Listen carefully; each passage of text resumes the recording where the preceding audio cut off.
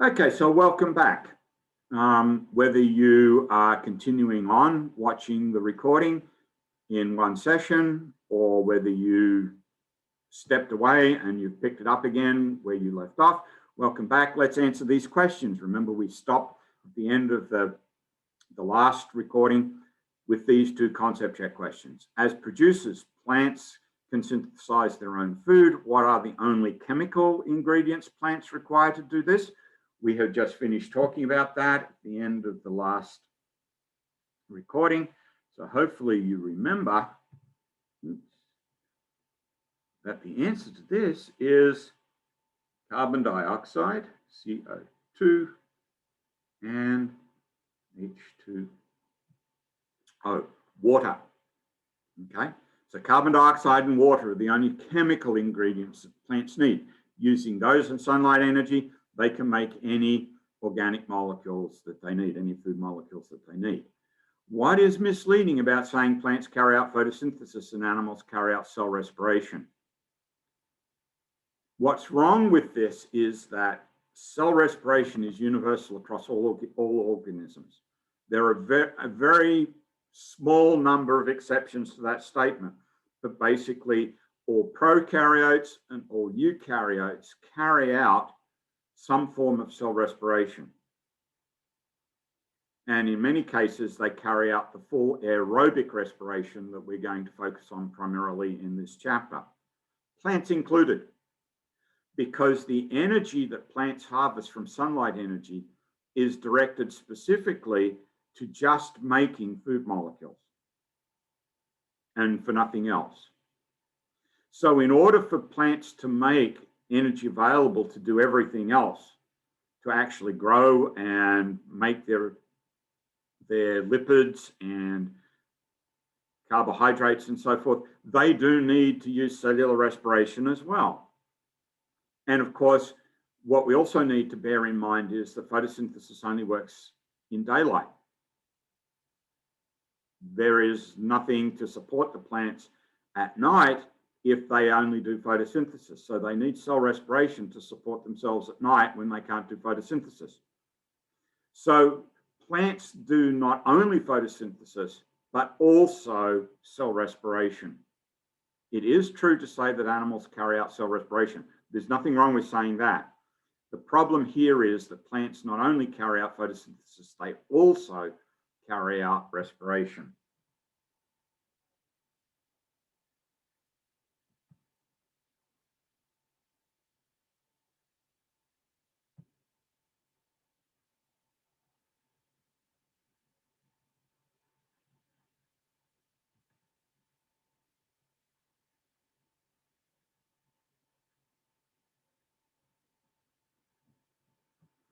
I think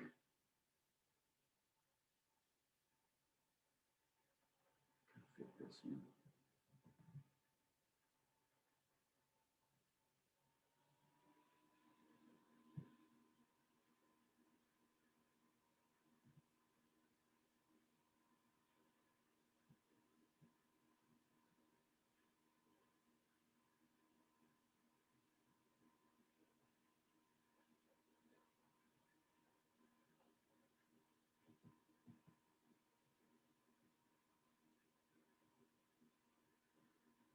Hopefully you can read all of that. I'm sorry, it got a little bit too small. Maybe I should have put it off to the side.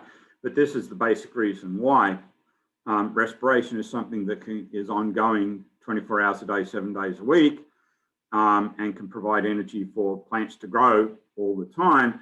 Photosynthesis can only happen during daylight hours. So they need respiration to support themselves during the night, but they also use cell respiration to support themselves during the day, just like animals do. Photosynthesis is only directed towards making food molecules. You want to process those food molecules, you need cell respiration. So that's the answer to that the second concept check question. So onwards and upwards, what we're going to talk about now is the actual steps of cell respiration. This is an introduction to cell respiration. When we're finished with this section, we're going to be taking another break, And then when we come back for the third section, we're going to look in detail at the 3 stages. And there will be some timeout breaks in that section, but they won't be full breaks, they'll just be concept check breaks. And then there'll be a last section that talks about aerobic respiration as an alternative type of cell respiration and the significance of that. So here we want to talk a little bit more about the fundamentals of cell respiration as an introduction to the process. So the primary way of making energy to make ATP is aerobic respiration. It is the most chemically efficient way of doing so, and it yields the greatest amount of ATP, but it is dependent upon having access to oxygen and for oxygen being present. So one of the things that we recognize is that there is gas exchange required. And you should be familiar with that. When you breathe in, you're breathing in oxygen from the air. When you breathe out, you exhale carbon dioxide, and carbon dioxide is one of the 2 products of cell respiration. And in order to make sure that cell respiration continues, we need to get rid of that carbon dioxide. Carbon dioxide is actually toxic. And so if it was allowed to build up in our bodies, it would do us harm. It can actually kill you. So you do need to remove the carbon dioxide. It is chemically unreactive. It contains very little, if any, chemical energy, chemical potential energy. So we don't want to retain that. It serves no purpose to us, so we need to get rid of it. And the same is true for the water molecules that are also the product of cell respiration. They contain little or no chemical potential energy of value. This is the reason why, for instance, you can't set fire to water, nor can you set fire to carbon dioxide. They don't have a significant chemical potential energy to be released from the covalent bonds of those molecules. And that's why you actually use them to put out fire, because they have very little chemical potential energy to make available for chemical reactions.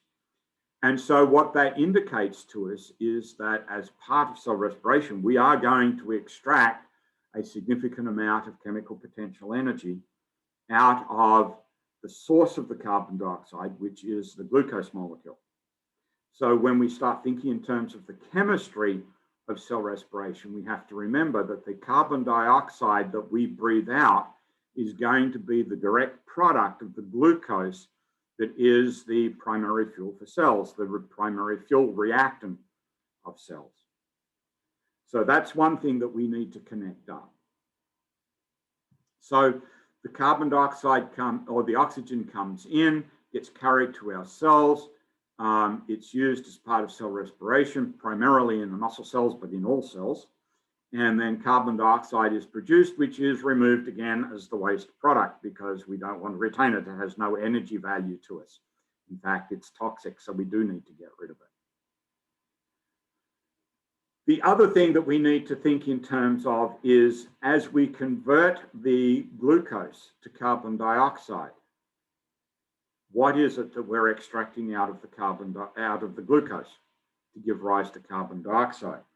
So here is the chemical formula for glucose. And of course, the chemical formula for carbon dioxide is CO2.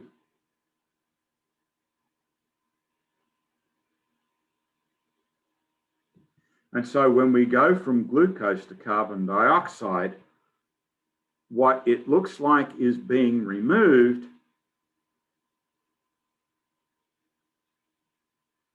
is hydrogen.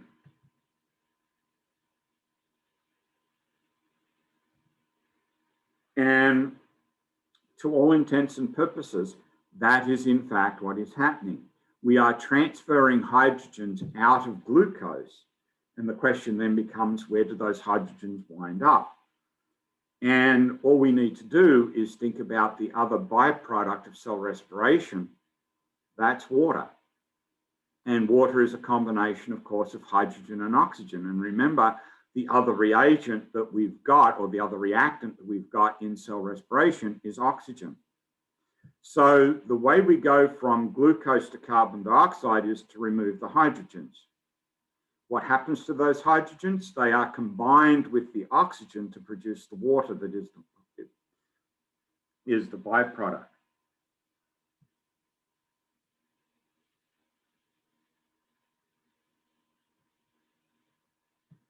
So that's basically the chemical nature of the reactions involved, or the overall chemical nature of the reactions involved in cell respiration. Now, it gets a lot trickier than that, because it turns out that to be able to transfer those hydrogens, or as you'll see very shortly, something more specifically than the hydrogens, but the hydrogen is the chemical stand-in for this. There are a significant number of chemical pathways that are involved. And while it's not essential for you to be aware of all of those chemical reactions, what I do want you to know is what goes into each of the stages that we're going to talk about. And we're not going to talk about the chemical reactions in any sort of significant detail other than to look at them in broad overview, and what comes out of them chemically, but also to think in terms of what energetically needs to go in and what energetically comes out. Because all of these chemical pathways are chemical reactions, and we know that chemical reactions are all about energy manipulation. And not surprisingly then, it's all about energy in and energy out. It's not just chemicals in and chemicals out, it's also energy in and energy out. And it turns out that cell respiration needs an investment of energy in order to be able to get a payoff of energy, as we'll see. In terms of understanding those chemical reactions, it's pretty easy to divide them up into three basic steps, referred to as glycolysis, the citric acid cycle, which is also known as the Krebs cycle. And that's named for Dr. Hans Krebs, the English biochemist who figured this out and received the Nobel Prize for doing so. And then something that the textbook refers to as electron transport, which is a very simplified way of referring to it. And in fact, there is a diagram that's in the textbook, and it's also referred to in the Pearson Bioflix animation, which is included in the resources page and is included here in the animation, but I'm not going to show it to you. I've got it here in the presentation, but I'm not going to run the animation. But if you take a look at it, you're going to find that electron transport is actually part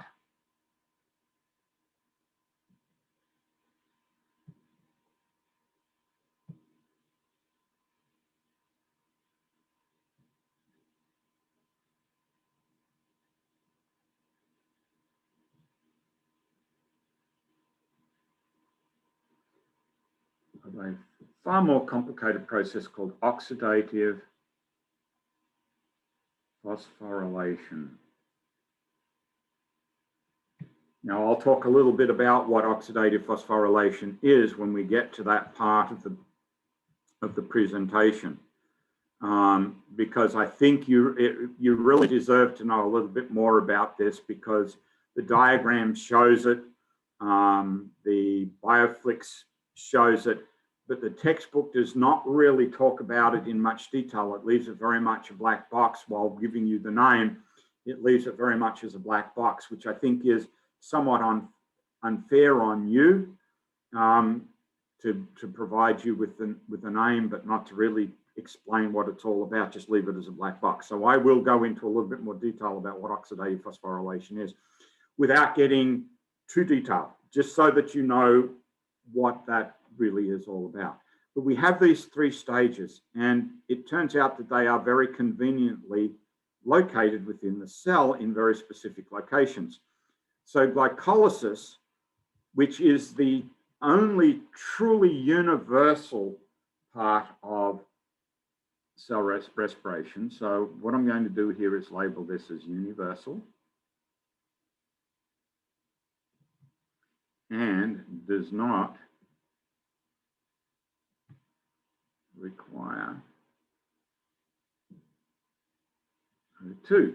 So part of the reason why it's truly universal is simply that it doesn't have an oxygen requirement. So for those organisms that are anaerobic, carrying out respiration in the absence of oxygen, glycolysis is basically what they are dependent upon. And it does make some ATP, but not a huge amount. It makes very little, in fact. The end product of glycolysis, an organic molecule called pyruvic acid or pyruvate, and you get 2 of those per glucose molecule, then enters the mitochondria where the last 2 parts of aerobic cell respiration actually occurs. The first part is referred to as the citric acid cycle, and that involves a bunch of enzymes in the matrix of the mitochondria. And this winds up finishing the chemical disassembly of the glucose.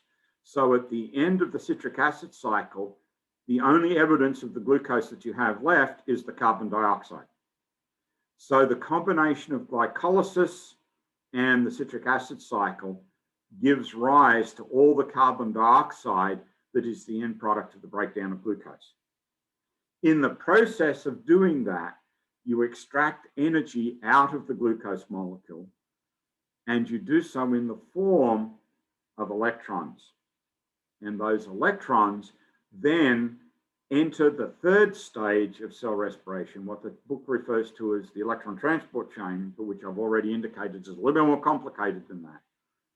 But the electrons that have been extracted out of the glucose are then processed in the electron transport chain in such a way that some of their energy is utilized to create a source of energy that can drive the synthesis of ATP. So the energy of the electrons is not directly utilized to make ATP, but it is utilized to make the energy source for making ATP. And again, when we get to that section of the presentation, we'll talk more about that in detail. The book gets into some detail about that, and this is the reason why I'm a little bit annoyed with the authors that they didn't give you all the names in the way that they should have and tied all of this together, because they hint at it without and actually use the names without really giving you a great explanation. But the citric acid cycle does make some ATP. Yes, a small amount, but the really big payoff is the electron transport chain activity and the associated activity with that. So it's the end stage, the 3rd stage of cell respiration that actually leads to the big energy payoff in terms of ATP production. So if you want to efficiently and effectively extract energy out of food, you have to do all of this. You have to do glycolysis, you have to do the citric acid cycle, you have to do the electron transport chain oxidative phosphorylation step. Because if you don't, you miss out on the vast majority of the energy that's available in a glucose molecule or other food molecules. So these are the 3 distinct stages of cell respiration that we need to address. And we'll look at them, we'll look at all of them in more detail.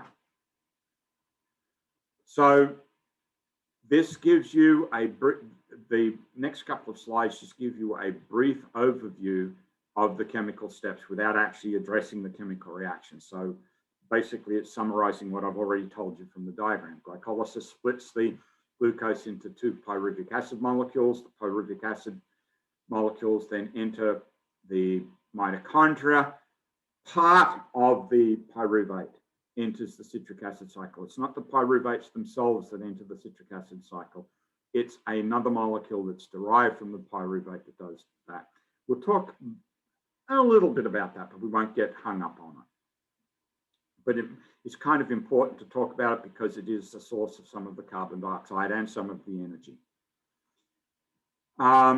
The citric acid cycle then completes the chemical disassembly of the glucose, and along the way extracts more of these electrons that we keep talking about. And the electrons are stored temporarily in a molecule called NADH. And that's the product of adding the electrons to a precursor molecule called NAD+. And you can see the name there, nicotinamide adenine dinucleotide, which tells you that it's somewhat related to the A nucleotide from RNA, but it also involves one of the B group vitamins called nicotinic acid. In fact, B group vitamins are important in aiding some of the key enzymes in cell respiration. This is why we say that there is a connection between B group vitamins and energy production. Because it turns out that many of the B group vitamins, not all of them, but some of the significant members of the B group vitamin group are involved or assist some of the key enzymes in cell respiration. And here's an example of that. So we'll talk a little bit more about the addition of electrons to NAD+ to form NADH in a moment, because chemically that has a specific name. And it's, while the book sort of hints at it and starts using it a little bit later in the chapter, they really don't define for you what that means. And I want to define that for you so that you have a better understanding of what's going on. It also means we can use some terms that describe what's going on and make it a little bit easier to talk about what's going on. So once we've got all of these electrons and we've got them stored in NADH and a partner molecule called FADH2, those electrons then are passed through the electron transport process. They actually pass through a sequence of proteins and protein complexes in the inner membrane of the mitochondria that's a little bit like a staircase. So if you think in terms of a playground slide, which we've kind of talked about a little bit before, when you slide down a playground slide, you're actually doing an energy conversion. You're turning potential energy that you have at the top of the playground slide into kinetic energy as you slide down. And of course, as we've talked about before, kinetic energy is the energy of not only of motion, but also the energy of work. When you get to the bottom of the playground slide, of course, you stop moving, so you have no kinetic energy, but you can't fall any further. You can't move any further down the playground slide because you're now at the bottom, so you have no potential energy as well. And this is kind of what happens to the electrons, but it's a little bit more complicated than that. So if we were to draw the slide, this is what we would have. And so you would go from the top of the slide to the bottom of the slide, and you would give up your potential energy. It would be converted to, some of it would be converted to kinetic energy, and you could do work as a consequence of that. But the problem with going down a slide is that all the energy is released all at once. Once you start sliding, you're committed to going all the way to the bottom, and you're committed to giving up all your potential energy as kinetic energy or other types of energy. And for cells, that's not a really great thing to do because they're not all about handling large amounts of energy all at once. They prefer to have small increments of energy. There is an alternative way of getting down, and you've used one of these. Let me change the color here, and I'm going to use purple. And to draw it. So here's the alternative way. Now, you may not recognize it, and you can go ahead and laugh at my diagram if you wish. This is a staircase. And a staircase is a really good analogy to use here, because notice that the staircase starts at the same point that the slide starts and ends at the same point that the slide ends at. So the vertical distance that you go down on the slide is the same as the vertical distance that you go down on the staircase. And that vertical distance represents the amount of potential energy that you could convert to kinetic energy, or potentially convert to kinetic energy. So in going down the slide or going down the staircase, the same amount of energy is going to be available. The big difference is that when you go down the staircase, it's a controlled incremental release, which cells love. They specialize in doing that. And so electron transport is all about taking electrons down a cellular staircase, a sequence of protein complexes in the inner membrane of the mitochondria that allows them to move down a staircase-like arrangement. And so the energy of those electrons is made available in small controlled incremental amounts. The alternative is to combine the hydrogen and the oxygen together, because remember, that's what we're ultimately going to do, without taking them down the staircase, or the electrons that are going to be involved in that process down the staircase. And what you get is an explosion. That's what happened to the Space Shuttle Challenger. It exploded because hydrogen and oxygen combined together to form water in a very uncontrolled fashion. Remember, that's what we're doing here. We've already talked about this. We're combining hydrogen and oxygen together to form water. Well, the hydrogen is actually a stand-in for the electrons. So when we talk about electrons going down the staircase, it's really the electrons that are the source of energy that are going to be ultimately combined with oxygen and hydrogen ions to form water. And it's the energy of those electrons that we're interested in. If we don't control the release of that energy, when we combine the hydrogen and oxygen and water together, hydrogen and oxygen together to form water, or the hydrogen ions, the electrons, and the oxygen together to form water, we'd have a small explosion. Not a good thing for cells. Doing the staircase thing, better, because we get access to the same amount of energy, we just don't get an explosion. Good news for cells. So that's a more extended explanation of what's going on here, and we'll get into a little bit more, as I said, more detail in the next section. So in the end, all of this manipulation of glucose, breaking it down chemically, grabbing electrons out of it, storing the electrons in NADH temporarily, processing the electrons in the electron transport process to get access to the energy by taking them down a cellular staircase. All of that gives rise to an energy source that allows us to ultimately make about 32 ATPs. The general consensus is that it's somewhere between 30 and 32 ATPs if all the energy is directed towards making ATP molecules. And that's not necessarily a given, as you'll see. So there's a certain amount of flexibility built into the system here. And we'll talk very, very briefly. I'll point out where some of the flexibility comes from. But again, it's not a big deal if you don't understand it in detail. But again, I think I owe it to you to explain a little bit more of the detail, only because, again, the book hints at it without actually explaining what it's referring to. It just sort of leaves you hanging with some of that detail. So we'll get a little bit more into that as we work through the details of the 3 steps. So here's the equation for cell respiration. Glucose plus oxygen gives carbon dioxide plus water, and approximately 32 ATPs if everything goes towards making ATP.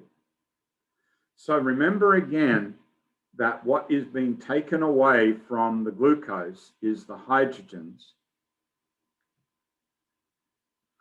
Let me change this back to red.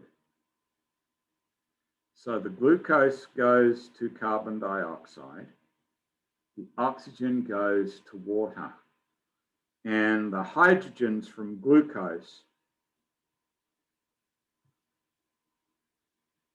so let me put the purple in again.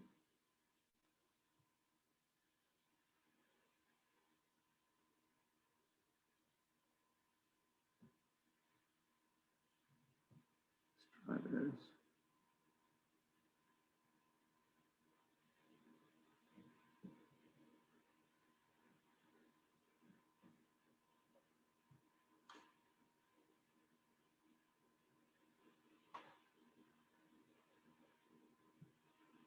It helps if I put the pen back on, I guess. So in terms of making the water, it's the hydrogens that are being extracted out of the glucose that are being combined with the oxygen to give us water. The reality is that it's not the hydrogens that are of interest, it's the electrons. We just use, in chemistry, typically when we draw chemical reactions out, we represent the movement of electrons by showing the movement of hydrogens. And the reason why is because we can think about it this way, that a hydrogen atom equals a hydrogen ion plus an electron. And it's really the electrons that we're interested in. So again, we need to remember that the H in the reaction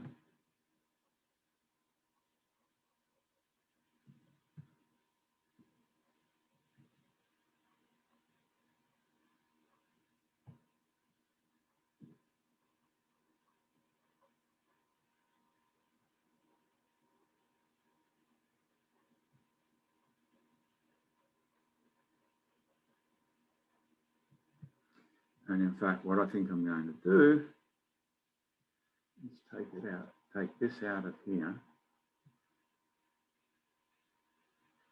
and put it up with the sentence.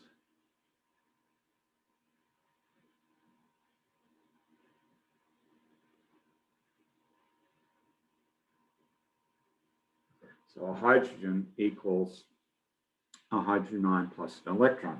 So when we write the hydrogens in the equation and show the hydrogens moving in the equation, what we're really meaning is a hydrogen ion plus an electron, and it's really the electrons that we're interested in. So what we're talking about here is two types of reactions that involve movement of electrons. So when electrons are lost from a molecule, we refer to that as oxidation, and we say the molecule is oxidized. When electrons are added to something, we say that that molecule has been reduced, and we say and the reaction is called a reduction reaction. And you can't have a reduction, the addition of electrons, without having an oxidation, a loss of electrons. So what we've got going on here is a loss of electrons from glucose. So that means the glucose is being oxidized, and we've got an addition of electrons to oxygen to form water. So that means that the oxygen is being reduced. But we reflect that in the equation by having the hydrogens move around. But remember, it's all about the electrons.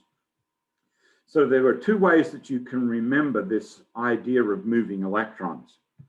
And you can use either of these. I have a favorite.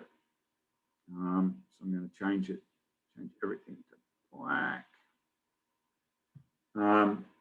So one way is to use oil rig. Oops. I'm not doing well today. We'll fix that. So, yeah, this is not going to work either. I need to move it. Let me put it down a little bit lower down, I think. Or move this box for a minute.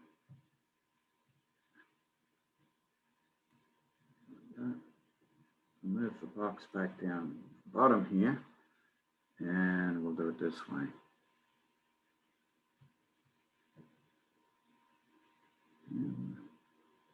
Okay, now we should be good to go. Oil trig. This is not my favorite, but it works. Some people like this. So oxidation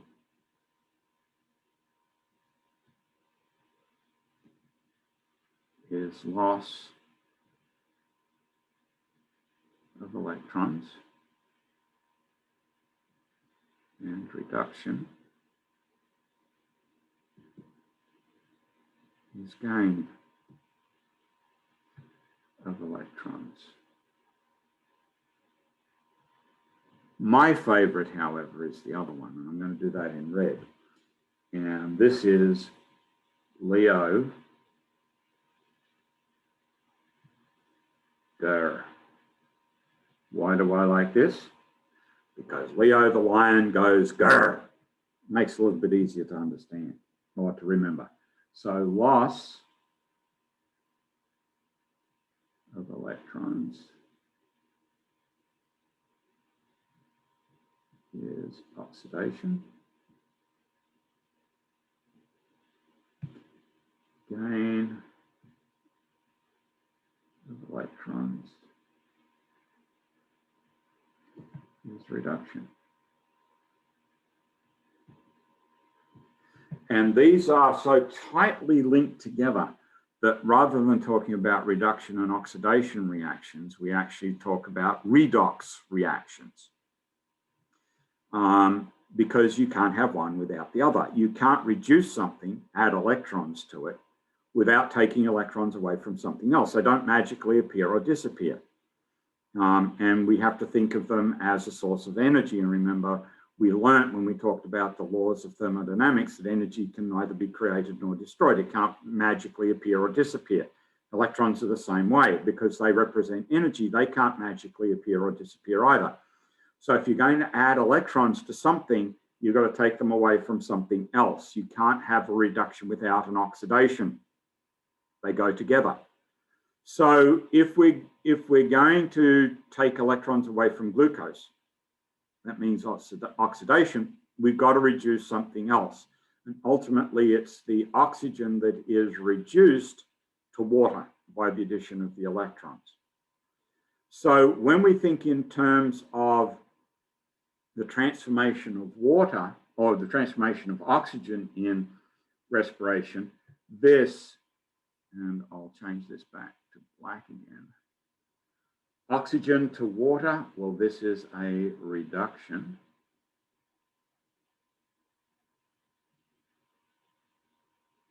And glucose to carbon dioxide, that's an oxidation. But what we're also going to see is that a lot of the intermediate reactions that we reference can also be thought of and need to be thought of as a combination of an oxidation and a reduction, because it's really all about transferring these electrons around. And it really is all about transferring the electrons. So as soon as we start thinking in terms of transferring electrons, we really do have to think in terms of oxidation and reduction. We have no choice. So here's the BioFlix animation. And again, this is available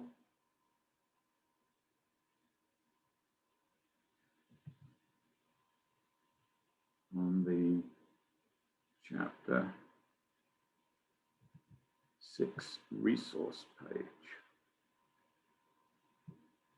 And remember, any and all animations for any of the chapters are available through the resource page. So this is about a 3.5-minute video, as most of the BioFlix animations are. And it gives you a very nice summary of the 3 stages of cell respiration. It shows the molecules moving around, it shows you the production of ATP, and it shows you where each of the stages occur. So this is a really good summary animation of the 3 stages of cell respiration, and you can actually see everything in motion. So if you like to see videos, if you like to see things moving around, and that helps you understand how the various parts of the process tie together, this is a really good one to take a look at. So again, it's in the resource page. So we are going to take another break, and there will be a break in the recording here. So here is the concept check question. which stage or stages of cell respiration takes place in the cytoplasm, and which takes place in the mitochondria. I'll see you on the other side of the break.